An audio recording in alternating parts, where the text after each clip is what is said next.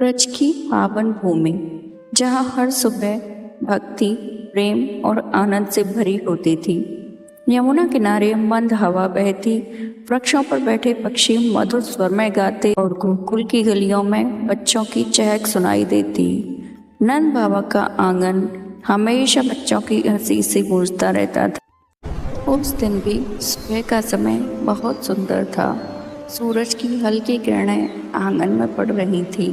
छोटे से कृष्णा अपने सखाओं के साथ खेल रहे थे। उनके सिर पर मोर पंख सजा था, पीले वस्त्र तन पर लहरा रहे थे और उनके नन्हे पैरों की पायल छन छन कर रही थी। कान्हा की मुस्कान इतनी मोहक थी कि जो भी देखता बस देखता ही रह जाता। सभी बच्चे मिट्टी में खेल रहे थे। कोई मिट्टी से घर बना रहा था, कोई छोटी गाड़ी, कोई गाय की आकृति। कान्हा भी उन्हीं के साथ घुटनों के बल बैठे थे। वे कभी अपने मित्रों की बनाई हुई चीजों को देखकर हंसते, कभी खुद मिट्टी उठाकर कुछ बनाने लगते। खेलते खेलते अचानक कान्हा की नज़र एक मुलायम मिट्टी के ढेर पर गई। बाल मन की जिज्ञासा जागी। उन्होंने अपनी छोटी हथेली से मिट्टी उठाई और सखाओं की ओर देखा, फिर शरारत भरी मुस्कान के साथ उसे अपने मुंह में डाल लिया। पास में खेल रहे बच्चों ने जब यह देखा तो वे घबरा गए। एक बोला, अरे कान्हा ने मिट्टी खा ली। दूसरा बोला, चलो जल्दी यशोदा मैया को बताते हैं। और फिर सब दौड़ते हुए अंदर गए। उस समय यशोदा मैया रसोई में थी, वे माखन निकाल रही थी। तभी बच्चे दौड़ते हुए आए और बोले, मैया कान्हा ने मिट्टी खा ली है। यशोदा पहले मुस्कुराई, उन्हें लगा बच्चे फिर कोई शरारत कर रहे होंगे, लेकिन जब सबने एक साथ यही कहा तो उनका चेहरा गंभीर हो गया। वे जल्दी से बाहर आईं। कान्हा वैसे ही खेल रहे थे जैसे कुछ हुआ ही ना हो। उनके गाल पर मिट्टी लगी थी, आंखों में मासूमियत और चेहरे पर मुस्कान थी। यशोदा मैया ने उन्हें गोद में उठाया प्यार से, लेकिन सख्ती के साथ पूछा, कान्हा क्या तुमने मिट्टी खाई है? कान्हा ने बड़ी बड़ी आंखों से मैया की ओर देखा, सिर हिलाकर बोली, नहीं मैया, मैंने मिट्टी नहीं खाई। यशोदा मैया बोली, तुम्हारे सभी सखा कह रहे हैं, क्या वे सब झूठ बोल रहे हैं? कान्हा ने भोलेपन से कहा, हाँ मैया, ये सब मुझे चिढ़ा रहे हैं। यशोदा मैया जानती थी कि उनका लाल बड़ा चंचल है।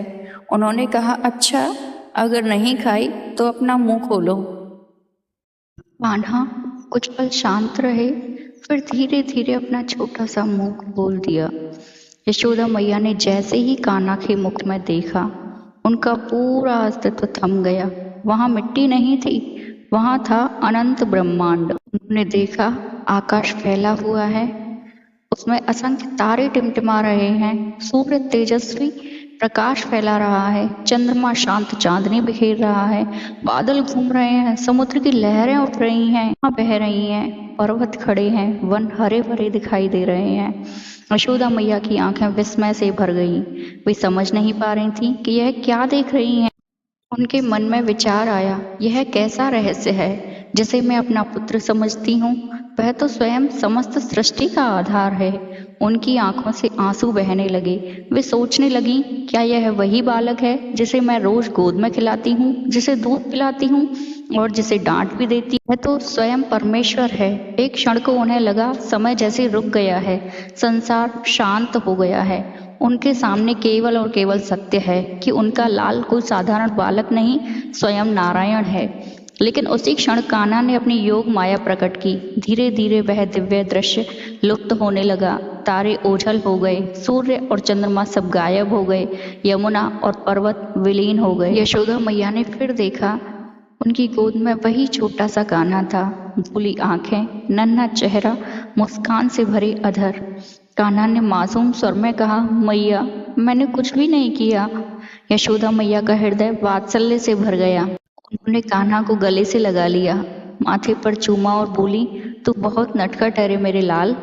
कान्हा खिलखिलाकर हंस पड़े। उनके मित्र भी हंसने लगे। पूरा आंगन उस हंसी से भर गया। उस दिन के बाद भी यशोदा मैया का प्रेम वैसा ही रहा। वे उन्हें दुलारती, खिलाती, डांटती, क्योंकि भगवान ने उनकी स्मृति से वह दिव्य अनुभव भुला दिया था। यही उनकी लीला थी, अपनी महिमा दिखाना और फिर प्रेम को बनाए रखने के लिए उसे भुला देना। जब गोकुल में यह बात फैली, सब आश्चर्यचकित रह गए। कोई कहता कान्हा साधारण बालक नहीं, कोई कहता उनमें दिव्य शक्ति है। लेकिन कान्हा, वे तो फिर भी वही थे। कभी माखन चुराते, कभी गायों के पीछे दौड़ते, कभी बांसुरी बजाते, कभी सखाओं के संग खेलते। यही उनकी बाल लीलाओं का सौंदर्य था। वे परमेश्वर होकर भी भक्तों के बीच में एक छोटे बालक की तरह रहते थे। इस लीला में बहुत गहरा संदेश छिपा है। भगवान कितने भी महान क्यों न हो, भक्त के प्रेम के आगे स्वयं को छोटा बना लेते हैं। यशोदा मैया का प्रेम इतना निर्मल था कि स्वयं ब्रह्मांड के स्वामी उनके पुत्र बनकर खेले।